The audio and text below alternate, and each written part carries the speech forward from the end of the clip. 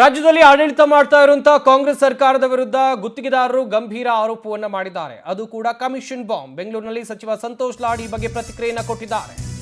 ನಮ್ಮ ಇಲಾಖೆಯಿಂದ ಯಾವುದೇ ಬಿಲ್ ಪೆಂಡಿಂಗ್ ಇಲ್ಲ ಅಂತ ಹೇಳಿ ಸಂತೋಷ್ ಲಾಡ್ ಹೇಳಿಕೆಯನ್ನು ಕೊಟ್ಟಿದ್ದಾರೆ. ಬೆಂಗಳೂರಿನಲ್ಲಿ ಸಚಿವರಾಗಿರುವಂತಹ ಸಂತೋಷ್ ಲಾಡ್ ಕೊಟ್ಟಿರುವಂತಹ ಪ್ರತಿಕ್ರಿಯೆ. ಆದರೂ ಒಮ್ಮೆ ಚೆಕ್ ಮಾಡ್ತೇನೆ ಅಂತ ಸಂತೋಷ್ ಲಾಡ್ ಹೇಳಿದ್ದಾರೆ. ಒಂದ್ ಕಡೆಯಲ್ಲಿ ರಾಜ್ಯ ಸರ್ಕಾರದ ವಿರುದ್ಧ ಕೇಳಿ ಬಂದಿರುವಂತಹ ಗಂಭೀರ ಆರೋಪ, ಗುತ್ತಿಗೆದಾರರು ಕಮಿಷನ್ ದಂಧೆಯ ಆರೋಪವನ್ನ ರಾಜ್ಯ ಸರ್ಕಾರದ ವಿರುದ್ಧ ಮಾಡಿದ್ದಾರೆ. ವಿವಿಧ ಸಚಿವಾಲಯದ ವಿರುದ್ಧವೂ ಕೂಡ ಮಾಡಿರುವಂಥದ್ದು ಆರೋಪವನ್ನ ಇಂತಿಷ್ಟು ಬಾಕಿ ಬರಬೇಕು ಅಂತೇಳಿ ಈ ಬಗ್ಗೆ ಸಚಿವರಾಗಿರುವಂತಹ ಸಂತೋಷ್ ಲಾಡ್ ಅವರು ಪ್ರತಿಕ್ರಿಯೆಯನ್ನು ಕೊಟ್ಟಿದ್ದಾರೆ. ಇಲ್ಲಿವರೆಗೆ ಯಾರಾದ್ರೂ ನಮ್ದೇನು ಕನ್ಸ್ಟ್ರಕ್ಷನ್ ಡೆವಲಪ್ಮೆಂಟ್ ಅಲ್ಲಿ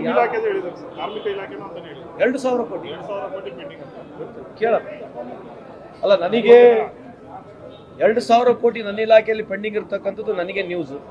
ಯಾಕಂದ್ರೆ ನಮ್ದು ಯೂಶಲಿ ಯಾವುದು ಕನ್ಸ್ಟ್ರಕ್ಷನ್ ಆಗಲಿ ಡೆವಲಪ್ಮೆಂಟ್ ಇರಲ್ಲ.